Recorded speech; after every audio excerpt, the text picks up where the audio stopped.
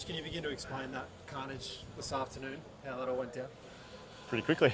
Yeah, I don't know. It was, we all got it pretty spot on, I think. It's not been the easiest series for batters. We know that the wickets have been a lot, not easier, well, they've been easy for bowling, I guess you'd say. But yeah, we saw last night how damaging that pink ball can be under lights, and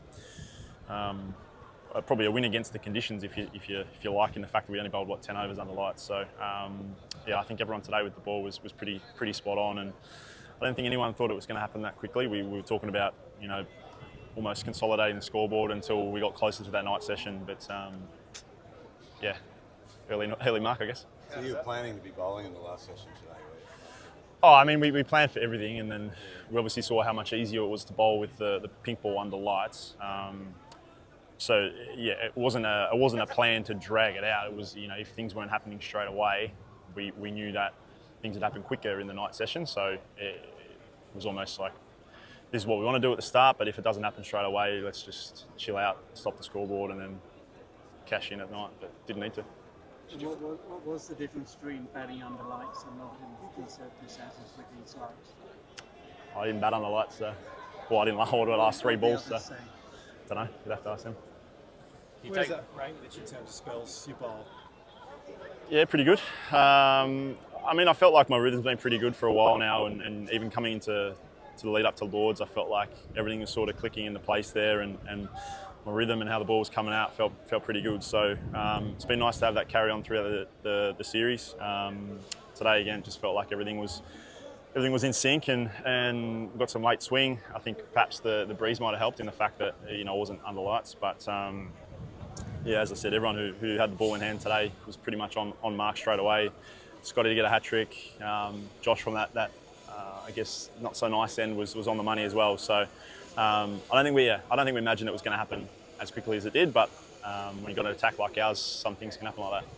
Can you take us inside the huddle? I mean, 3 wickets after the first over, then you had 5 by the end of your third over. Like, what was it? As much disbelief as what was happening inside the sort of wicket huddle? I don't know. I was sort of stuck in my own little space there. So yeah, there was a few smiles and laughter from the batters to be on the other end of it, which is nice. But yeah, I think we're all pretty focused on what we needed to do, and we thought 200 was certainly a defendable total. I don't think we ever imagined we were going to win by 170 or whatever it was. But yeah, again, I think we were pretty skillful today. What's it like running in thinking that you could potentially take a wicket every ball that you bowl? I'll let you know when I feel like that. Were you aware of the chance of keeping them to the joint lowest test total ever? I didn't know it. A few of the batters did, and got stuck into Sammy when he tried to stop that one and let that one go. But no, that's okay. I think there's a few Kiwis that might be a bit disappointed as well. It worked out all right. Which was Livia's towards Sammy about that one? I don't know who got him first. I think Uzi had something to say, but he's all right, the young fella. And just the pink ball, like how much more does the pink Dukes do compared to the Kookaburra having that play with both? I mean, we only bowled with 10 overs under lights, so I feel like the pink Kookaburra swings more. I think the pink Duke certainly seems more for a longer period. That's my, you know, I've played 13 with a Kookaburra and 1 with a Duke, so yeah, I feel like that pink Duke, the seam stays pretty pronounced there for sideways movement, whereas the pink Kookaburra, when it's new under lights, even sometimes through the day, it swings more. The numbers might say different. That's just my impression this week of how they compare. I think you joked before the test, or I half joked that, you know, it wasn't going to be a week for spinners, and obviously guys got left out. Obviously you're very close. How was he? What was that like for you and him?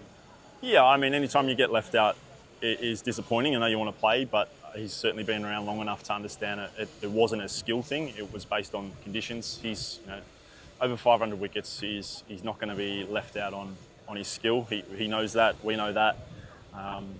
Scotty's taken a hat trick and several more wickets. So as disappointing as it was and strange to not have him out there, he was fantastic off the field, around the ground and around the change room. I'm sure he's disappointed, but we know how much he's got to offer this group, and I think that's a credit to the full squad as well. And you look at when Ingo last short notice to come in, and I mean, he only had to be out there for 14 overs or so, but it was great behind the stumps as well. So it's always been a group mentality for this group, and yeah, I'm sure Gaz will be back next test.